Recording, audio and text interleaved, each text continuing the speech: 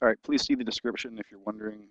Uh, if you haven't viewed the video in the description, please, it would probably help. I'm going to read through again this this quote from Merleau-Ponty's book, The Phenomenology of Perception. If you see the video in the description, it'll make sense what the significant points are. I'm going to reread it, though. I'm going to reread it rather quickly. So, time in the widest sense, that is, the order of coexistences as well as that of successions, is a setting to which one can gain access and which one can understand only by occupying a situation in it and by grasping it in its entirety through the horizons of that situation. The world, which is the nucleus of time, subsists only by virtue of that unique action which both separates and brings together the actually presented and the present. And consciousness, which is taken to be the seat of clear thinking, is on the contrary the very abode of ambiguity. Under these circumstances, one may say, if one wishes, that nothing exists absolutely, and it would, indeed, be more accurate to say that nothing exists and that everything is temporalized. But temporality is not some half-hearted existence. Objective being is not plenary existence. The model is provided for us by these things in front of us, which at first glance seem entirely determinate.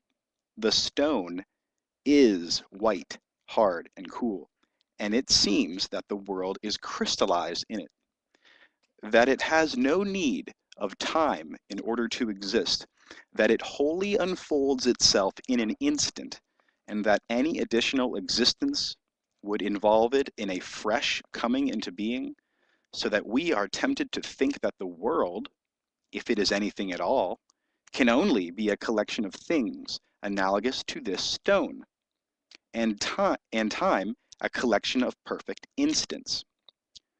Such are the world and time of Descartes, and it is indeed a fact that this conception of being is almost inevitably arrived at, since I have a visual field with circumscribed objects and a sensible present, and since every elsewhere is given as another here, every past and every future as a present, gone by, or still to come. The perception of one single thing lays forever the foundation of the ideal of objective or explicit knowledge which classical logic develops. But as soon as we concentrate upon these certainties, and as soon as we set astir the intentional life which produces them, we become aware that objective being has its roots in the ambiguities of time. I cannot conceive the world as a sum of things, nor time as a sum of instantaneous present moments, since each thing can offer itself in its full determinacy only if other things recede into the vagueness of the remote distance, and each present can take on its reality only by excluding the simultaneous presence of earlier and later presents, and since thus a sum of things or of presents makes nonsense. Again, thus a summation of things and instants. Sorry, I was since thus a sum of things and of present moments makes nonsense. Things and instants can link up with each other to form a world only through the medium of that ambiguous being known as a subjectivity, and can become present to each other only from a certain point of view and an intention.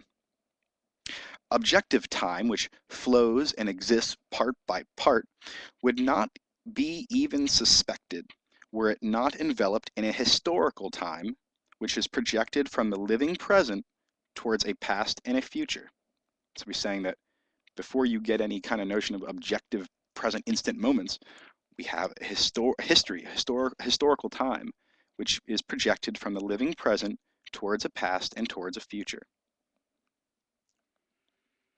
The alleged plenitude of the object, so the fullness of the object here and now, in its entirety, in an instant. So he's talking about, remember, he keeps going from objective time, and then now he's talking about the objects. He's been going back and forth, world, time, things. The name of this chapter is the thing and the natural world. Does that make sense? He says things and instants can link up with each other to form a world only through the medium of that ambiguous being known as a subjectivity, and can become present to each other only from a certain point of view and an intention in a situation, right? Objective time, which flows and exists part by part, would not even be suspected were it not enveloped in a historical time which is projected from the living present towards a past and towards a future. Intention, right? So that's the towards part. The alleged plenitude of the object and of the instant springs forth only in face of the imperfection of the intentional being. A present without a future, or an eternal present, is precisely the definition of death. The living present is torn between a past which it takes up and a future which it projects. It is thus of the essence of the thing and of the world to present themselves as open, to send us beyond their determinate manifestations, to promise us always something else to see.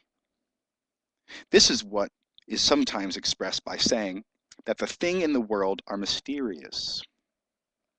They are indeed when we do not limit ourselves to their objective aspect, but put them back into the setting of subjectivity. They are even an absolute mystery, not amenable to elucidation, and this through no provisional gap in our knowledge, for in that case it would fall back to the status of a mere problem. But because it is not of the order of objective thought in which there are solutions. So he's saying that he's making a distinction between problems and mysteries.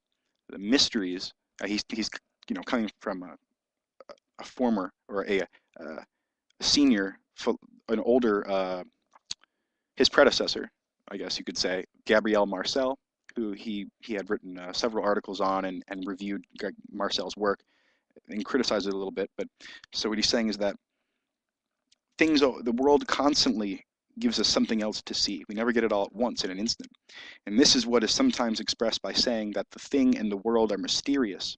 They are indeed mysterious when we do not limit ourselves to their objective aspect, but put them back into the setting of subjectivity.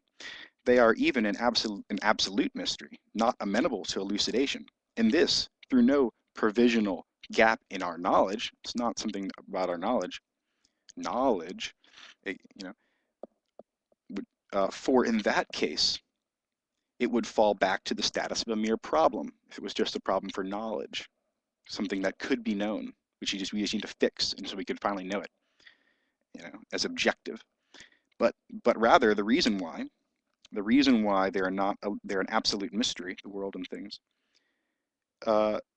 because it is not of the order of objective thought in which there are solutions. Only in objective thought are there problems and then hence solutions to those problems. In pre-objective thought, there are mysteries which we are involved in.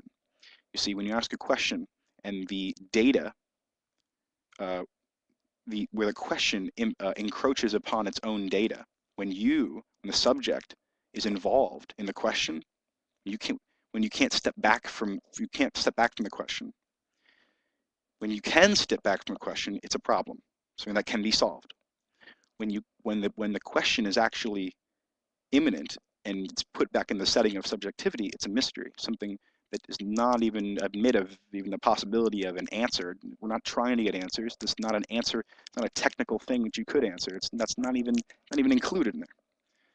There is nothing to be seen beyond our horizons, but other landscapes and still other horizons, and nothing inside the thing but other smaller things.